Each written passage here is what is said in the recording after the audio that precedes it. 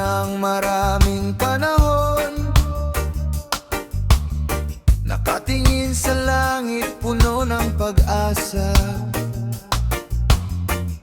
Sinabi niyong giginhawa ang buhay sa lupang mayaman, lupa ng Mindanao. Daan-daang bitak ang lupa'y tinataglay, walang tubig, walang ani sa bukid. Kami nagtitiis sa init at gutom, habang kayo'y nagpapakasa sa sayaman.